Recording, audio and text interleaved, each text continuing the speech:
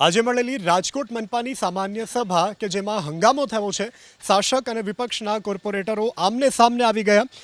વિપક્ષ કોર્પોરેટર વશરામ સાગઠિયા આક્રમક મૂડમાં જોવા મળ્યા। સામાન્ય સભામાં હોબાળાની સંભાવના પહેલેથી હતી, જેથી પોલીસ બંદોબસ્ત ગોઠવી દેવાયો હતો। સભામાં પ્રવેશતા પહેલા તમામ સભ્યોની ઝડપી લેવામાં આવી, જેને લઈ વશરામ સાગઠિયા રોષે ભરાયા અને આરોપ લગાવ્યો કે અમે કોઈ આતંકવાદી નથી, આ રીતે તમે અમારી ઝડપી લો છો।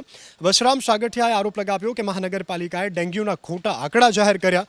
સફાઈના ટેન્ડર મુદ્દે પણ તેમણે વિરોધ પ્રદર્શન કર્યું। એ સમયે વશરામ સાગઠિયા અને સ્ટેન્ડિંગ કમિટીના ચેરમેન જયમીન ઠાકરની વચ્ચે ઉગ્ર બોલાચાલી પણ થઈ હતી। હાથમાં બેનર લઈ અને પ્રદર્શન કરતા વખતે તેઓની અટકાયત કરવામાં આવી।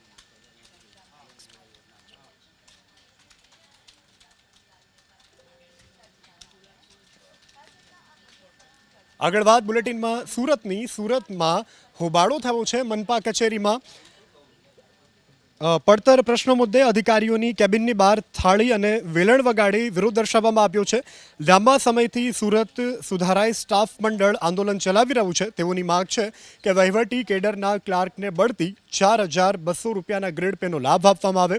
આ ઉપરાંત આરોગ્ય વિભાગમાં ચીફ સેનેટરી ઇન્સ્પેક્ટર અને સેનેટરી ઇન્સ્પેક્ટરને પ્રમોશન આપવામાં આવે। સાથોસાથ આંગણવાડી કાર્યકરોને કાયમી ધોરણે મુખ્ય સેવિકા તરીકે નિમણૂક આપવામાં આવે। જે માગણી નહીં સ્વીકારાય તો ઉગ્ર આંદોલનની ચીમકી ઉચ્ચારવામાં આવી છે।